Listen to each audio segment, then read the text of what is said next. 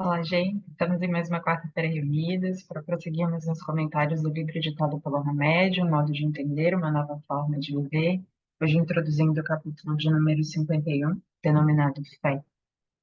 Dando início, fé não é uma questão de conveniência. E conveniência no sentido de quando as coisas estão boas, quando as coisas fluem, quando estão tranquilos, eu acredito, eu tenho fé, mas quando não estão, aí eu já me revolto, aí eu já acredito que Deus não está comigo, que quase como eu fui esquecida mesmo dessa paternidade divina, né, apartada, né, desse Pai.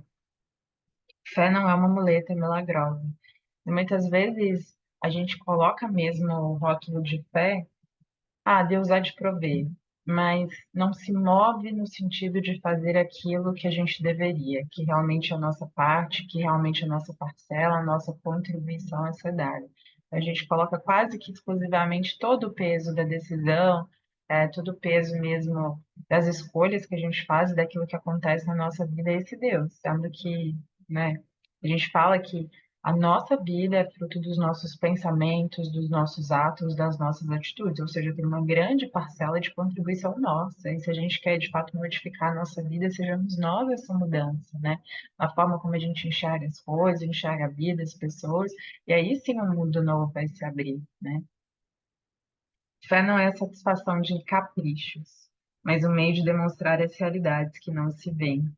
É interessante isso, não é a satisfação de caprichos, né? Porque quem nunca desejou, pediu algo, como entendendo que aquilo seria o melhor para nós, mas em passado tempo, que realmente essa forja divina que mostra aquilo que é e que não é, que tira muitas vezes as ilusões que a gente constrói, ao longo do tempo a gente olha para trás, vê que aquele nosso capricho, aquela necessidade que a gente imaginava que deveria ser atendida era melhor, a gente olha e não conseguindo aquilo e fala que bom que se deu dessa forma, que bom que as coisas não aconteceram como eu gostaria, porque se acontecesse, muitas vezes era ali como um atalho, né? Mas nesse atalho é cheio de perigos ali para nossa evolução mesmo como seres imortais. Então, imagino que cada um de nós, ao olhar para trás, vai ver muitas situações, muitas portas fechadas, em que aquilo naquele momento foi quase como uma revolta, né, por não ter conseguido necessariamente aquilo, mas hoje, observando a vida, observando como tudo se conduziu, percebe que, mesmo não sendo aquilo que a gente necessitava, ou muitas vezes aquilo que a gente evitava, que de fato aconteceu, nos trouxe até aqui, né? Perceber com grande sabedoria divina, eu necessitava desse aprendizado. Se não fosse por ele, se não fosse por essa lição da vida, se não fosse por esse emprego que me fechou a porta, um relacionamento que muitas vezes findou, muitas coisas que aconteceram na nossa vida não teriam se dado da forma como aconteceram, né? E que bom que foram assim. Naquele momento parecia algo desesperador, muitas vezes, algo extremamente triste ali para nossa alminha, mas hoje que mostra de fato um ganho muito grande para a nossa alma, né? A fé a que se referia Jesus é aquela que vibra no coração das criaturas que acreditam que Deus tudo vê e provê. Essa é a fé verdadeira, que respeita os ritmos e os ciclos naturais da vida, considera que tudo está certo e nada está fora dos domínios da ordem providencial. Então é interessante, né? Porque a gente não se sente um ser privilegiado, mas como todos os outros, entende que Deus está vendo e provendo tudo. Afinal de contas, né? Estando todos nós mergulhados nesse fluido divino, mergulhados nessa paternidade divina mesmo, todos, né? Todos contemos Ele, acreditemos ou não, intuamos isso ou não dentro de nós, muitas vezes isso não vibra no nosso coração, mas não deixa de existir, não nos aparta por conta disso, né? Essa fé é verdadeira, que respeita os ritmos e os ciclos naturais da vida. Então, é pensar assim, se nós realmente nos candidatamos a esses seres de fé, será que nós temos respeitado os ritmos e os ciclos da vida, né? Será que a gente tem tentado controlar em demasia, seja nós mesmos, os nossos comportamentos, ou muitas vezes, principalmente os outros e os acontecimentos da vida, né? Querendo antecipar momentos, fases da vida que ainda não estamos prontos para vivenciar. Então, muitas vezes, afoitos que somos, imediatistas que somos, nós queremos colher boas coisas de um relacionamento, de uma relação, né, de algum estudo maior que a gente fez ao longo do tempo, e aquilo parece que ainda não tem ali os frutos imediatos, né? Mas será que é a hora? Será que a gente está realmente sendo capaz de ver e de identificar se é realmente a hora, né, da colheita, como se diz? Porque plantando todos estamos, né? Mas também há tempo de plantar e há tempo de colher, né? Então, muitas vezes somos esses seres que tentam controlar os acontecimentos para que fluam ao nosso modo e ao nosso tempo. E olha como é viver fora dos fluxos e dos ciclos naturais da vida, né? Esse não entendimento é como quase um filho pródigo mesmo que quer a herança antecipada, né? Sem entender que há toda uma construção, que há todo um ritmo, né, da vida e mesmo as coisas boas, gente, que a gente deseja vivenciar, a gente realmente precisa estar verdadeiramente estruturado em bons valores para que aquilo também se mantenha, porque muitas vezes em antecipadamente querendo ter frutos de algo que a gente ainda não consegue manter. Muitas vezes a vida até nos proporciona, mas precipitadamente a gente acaba rompendo aquilo por não ter essa perseverança, esse sustentáculo mesmo da vida, que só essa constância, essa perseverança vão nos dar de fato, né? Então, muitas vezes esse fruto antecipado que vem é também motivo de queda, porque a gente não sabe manter aquilo, não tem dentro de si as qualidades, não tem dentro de si realmente essa estrutura, essas raízes profundas para manter isso por muito tempo, né? Ter fé é aceitar a dor e a dificuldade em nossas vidas como pedidos de renovação. Olha que bonito. E de fato, fazendo realmente essa análise, né, da nossa vida, daquilo que a gente vivenciou, muitas vezes a gente vai perceber isso mesmo. Olha, embora eu não quisesse vivenciar aquilo que vivi, é como se a minha alma nesse espaço daquele aprendizado. E se a gente de fato tiver olhos bondosos para com a vida, de aceitação mesmo, a gente vai perceber isso. Muito do que nos acontece, né, muito de dor, muito de tristeza que nos acontece, são quase pedidos mesmo da nossa alma de renovação, né? E que muitas vezes a gente não conseguiu extrair esses aprendizados de outra forma, né? Nas relações ali, no dia a dia, nas coisas que nos acontecem, há de vir algo um pouco mais drástico, mas não deixa de ser uma renovação bonita se a gente acolhe dessa forma, né? Se em tirando a revolta, em tirando a não aceitação da vivenciação daquele momento, se a gente fala, olha, eu estou disposta a ver o que que eu preciso melhorar, o que que essa dor está querendo me trazer, o que que eu preciso mudar, né? E a vida generosa que é nos dar esses sinais, olha, é isso, né? Tá te faltando determinada virtude, tá te faltando algo a polir, os seus excessos, em geral a gente tem muitos desses excessos, né? Até ir para o equilíbrio, até conseguir lidar melhor com as coisas, quanto de arestas a gente não tem que polir, né? Dentro de nós. E aí muitas vezes esses processos renovadores um pouco mais drásticos, mas veja, tudo contribuindo para a nossa evolução e para o nosso bem-estar como indivíduos, querendo ou não, né? Acreditando ou não. A vida tem mesmo esses mecanismos renovadores bonitos e as nossas grandes dores e grandes perdas, se a gente soube extrair o aprendizado contido naquele momento, a gente consegue realmente olhar para trás e falar que bom que naquele momento eu soube realmente vivenciar aquilo, extrair aquele aprendizado e cruzar a ponte. Porque é isso, né? Sempre depois de um aprendizado, de um momento mais difícil, há uma ponte mesmo a se cruzar, né? E essa ponte é necessário que a gente se cruze, porque muitas vezes a gente vivenciou a situação, conseguiu ali passar por ela, mas não superou, o que significa que a gente ainda continua do outro lado da ponte, quando a vida realmente nos traz esses grandes aprendizados, né, esses eventos um pouco mais drásticos para falar, cruza a ponte e segue seu caminho. E muitas vezes a gente está parado do outro lado da ponte, né, vendo que realmente aquela situação já passou, mas não conseguindo realmente seguir em frente, sem mágoa, sem rancor, sem tristeza, né? Então, ter fé de que a vida haveria de nos dar aquilo para que a gente soubesse cruzar a ponte. E ter fé também é cruzar a ponte, seguir em frente para novos e novos e novos aprendizados, né? Ter fé é perceber as nossas limitações e da mesma forma as dos outros, e perdoar sempre. Nossa consciência de vida é é diminuta e frágil. Como esperar que um paralítico possa caminhar para uma ladeira íngreme, repleta de fendas e pedregulhos, com precisão e agilidade, sem vacilar? Então, é interessante essa comparação que ele faz de nós como sendo esse paralítico, né? E me lembrou muito da parábola também sobre isso. Nós somos esses seres um pouco assim, mancos mesmo, né?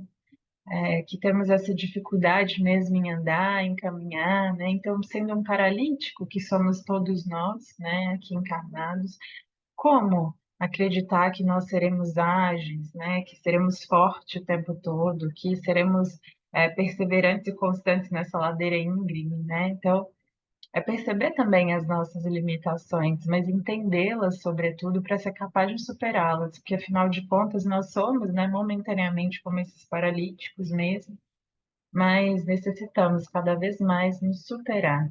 Mas para isso, muito perdão envolvido, auto-perdão, porque muitas vezes a gente erra, escorrega, né? Nessa ladeira íngreme a gente escorrega, a gente cai, a gente tropeça e vai ter que ter essa capacidade de se levantar de novo para no dia seguinte fazer melhor, né? Então, teremos que ter nesse processo esse auto-perdão, né? E essa confiança na vida, de que sempre há de nos trazer aquilo que é o necessário. E que a gente entenda, essa também é uma das coisas bonitas da fé. Esse entendimento profundo de que aquilo que nos chega é do nosso tamanho. Ou seja, aquela dificuldade, aquilo que a gente entende que a gente não é capaz de superar, a vida não nos dá, né? A vida não nos dá desafios dos quais a gente não possa sair, né? Então, inclusive, muitas vezes os desafios vêm para que a gente possa entender que a nossa força interior, que a nossa capacidade de superação é infinitamente maior do que aquilo que a gente imaginava que seria capaz de fazer. E quantas vezes são nesses momentos desafiadores que essas nossas grandes potências, né, que muitas vezes estão ali momentaneamente embaçadas, a gente não, muitas vezes não é capaz de ver também o nosso potencial, ou seja, a gente muitas vezes não é capaz de ver as nossas limitações, mas também tem esse outro lado, né? Que a gente muitas vezes não é capaz de ver aquilo que a gente realmente é capaz de superar. Então, ter fé também é entender, né? Também é entender que a vida é de nos trazer os desafios compatíveis com aquilo que a gente sabe viver, sabe, né? E claro, sabendo que nesse caminho muitas vezes a gente vai se equivocar, muitas vezes a gente vai temer, muitas vezes a gente vai estagnar, né? E o outro também, porque, sobretudo, esse auto-perdão, mas esse entendimento profundo, né? Cada vez mais consciente de nós mesmos, das nossas virtudes, mas, sobretudo, das nossas falhas, é que a gente vai entender que o processo é difícil, que o outro, dando a caminhada dele, está fazendo o melhor que ele pode, né? Então, perdoando os outros também, né? Que é aquilo que ele comenta aqui.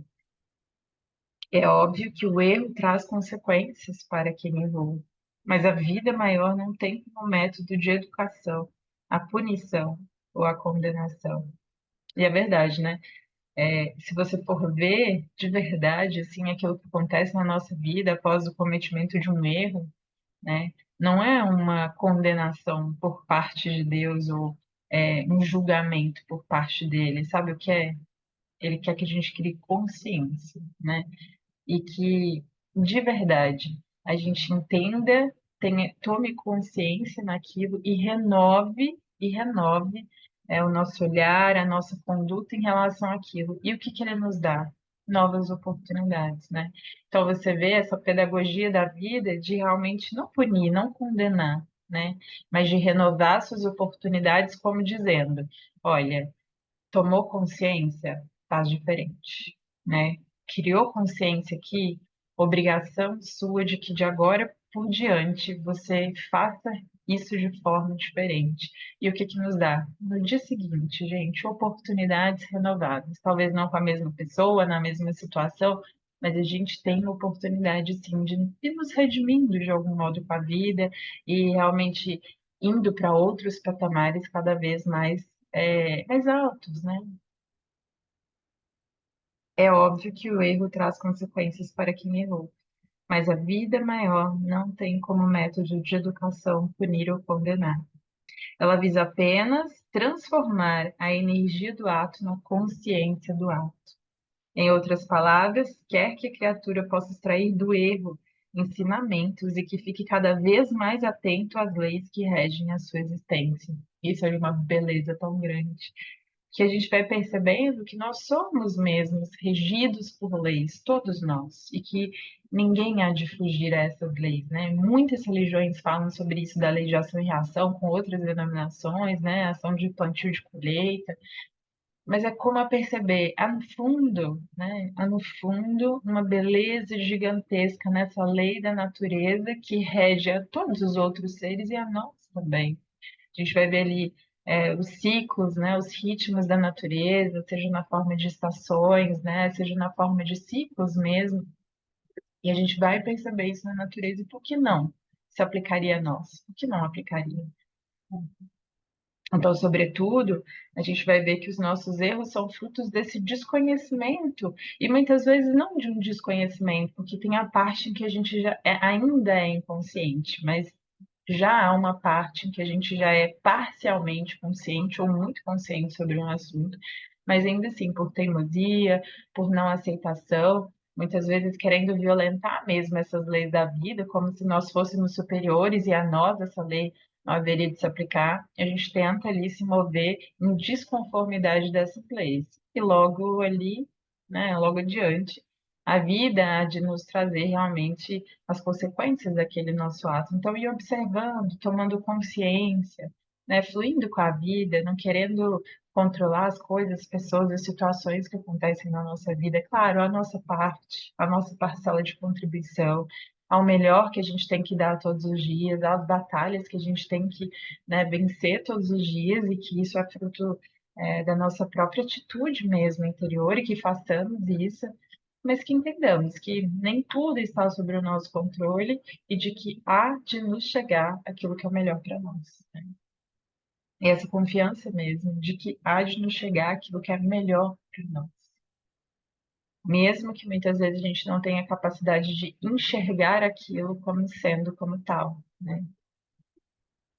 Ter fé é entender que não se consegue paz meramente pedindo, e sim fechando as portas das sensações exteriores, a fim de penetrar no sentido interior, a intuição sapiencial. Então é como se fosse, né, essa paz que eu tanto quero viver, é um pouco ir saindo mesmo desses desejos, desses excessos exteriores, para ir fortalecendo o nosso interior, para sendo capaz de ver, né, aquilo que a gente muito fala desses olhos de ver e esses ouvidos de ouvir, né? Então, é um pouco fechar, né, os nossos sentidos momentaneamente para o exterior, para que então o interior possa reverberar, para que essas nossas intuições e elas acontecem mesmo nesses momentos de reflexão, de calma, de tranquilidade, aquela vozinha interior, né? Que está ali sempre pronta para nos dar boas indicações de caminho, né? Bem baixinhas, não tem estardalhaço, não tem grandes revelações, é uma voz pequena, baixinha, né? E que para a gente escutar de verdade precisa ser feito esse silêncio interior, mesmo a despeito do exterior tal caótico, né? Essa fortaleza interior que a gente tanto fala mesmo dessa necessidade da gente construir é um pouco ir fechando acesso ao mundo exterior para momentaneamente adentrarmos em nós, né? E entender de verdade quem nós somos e para onde realmente a vida quer nos levar. Enfim, ter fé é compreender que Deus está em tudo e tudo está em Deus, conforme legitimou Jesus Cristo. Quem me vê, vê o Pai. Como diz, mostra-nos, ó Pai. Não crês que estou no Pai e o Pai está em mim? E todas essas frases tão bonitas, né? No sentido de que todos nós contemos Deus. Todos nós. Claro que Ele é infinitamente maior a todos nós, né? Mas todos nós. Então, tenho a minha parcela divina, o outro também tem o dele, a dizer então que a vida e que Deus está no controle de todas as coisas, de todas as situações, de todas as pessoas e que cabe a mim dar o meu melhor, cabe a mim realmente ir me superando todos os dias, mas entendendo que o outro está vivendo batalhas compatíveis com aquilo que ele necessita, né? Então, essa entrega bonita à vida, de que a gente faz a nossa parte, de que em relação ao outro a gente ajuda como pode, mas, sobretudo, é, entender que é uma dinâmica, uma harmonia bonita da vida em conduzir os outros destinos, né? E uma entrega bonita, no sentido de que confio que a vida sabe o que está fazendo comigo e com o outro, né? Não crês que estou no Pai e o Pai está em mim? E é isso, a grande verdade é que a gente vai perceber que quanto mais a gente fala ali muito daquelas leis da natureza, né, que a gente vai entendendo, vai compreendendo, e por compreender a gente vai cada vez mais interiorizando isso, a gente vai ficando cada vez mais parecido mesmo com a vontade do Pai, aquilo que Deus espera de nós, e os nossos atos, as nossas atitudes, os nossos pensamentos vão refletindo cada vez mais que a gente adentra nesse reino interior. Então a semelhança vai ficando ainda maior, né? Porque o que é cumprir a vontade divina, senão essas leis eternas da natureza, essas leis eternas e imutáveis que não mudam, né? Que não mudam em relação aos nossos caprichos, né? Momentâneos, imediatos, mas que se a gente for ver, analisar muitas vezes, são muito desastrosos se realmente nos fossem dados, né? Ou mesmo quando asseverou, em verdade vos digo, cada vez que fizestes a um desses meus irmãos mais pequeninos, a mim o fizeste. Sobre isso também escreve Paulo de Tarso em 1 Coríntios, para que Deus seja tudo em todos. Pois na realidade o Criador excelso está em todas as criações e criaturas, mas não se confunde com nenhuma delas, nem nela se dissipa. Então, todos estamos, né? Temos dentro de nós, contemos Deus em nós, estamos mergulhados nele, mas ele é infinitamente maior. Mas sabe o que isso nos dá? Uma confiança serena e bonita de que há uma harmonia oculta, e a gente fala muito sobre isso, há uma harmonia oculta, por mais que muitas vezes, momentaneamente, a gente não é capaz de perceber, mas nem por isso essa harmonia oculta deixa de existir, e isso se deve a todos os seres, ou seja, todos os seres estão vencendo as batalhas e as necessidades que têm de evolução. E essa entrega e essa confiança, ela é necessária e extremamente bonita, de que faço a minha parte, aquilo que me cabe, o meu pequenino todos os dias, e no mais entrego a Deus realmente os meus sonhos, né? Claro, e cada vez mais ir depurando esses sonhos, porque às vezes a gente vai ver isso, que a gente ainda é muito infantil na forma como pede, muito birrento na forma de aceitar aquilo que nos acontece, né? Muitas vezes a gente é realmente rebelde, é realmente impulsivo em relação às nossas escolhas ou aquilo, os nossos pedidos mesmo, né? Daquilo que a gente gostaria de vivenciar. Então, sobretudo, entender há uma harmonia oculta em nos dar aquilo de que necessitamos para que, em passando por todas essas situações, a gente evolua e conquiste aquilo que a gente tem que conquistar, né? Então, esse foi o estudo de hoje. Espero que tenha sido proveitoso. Eu espero que tenha sido útil de algum modo. E que a gente possa estar reunido na próxima quarta-feira, se Deus nos permitir. Agradeço demais a escuta de vocês. Uma boa semana para todos nós.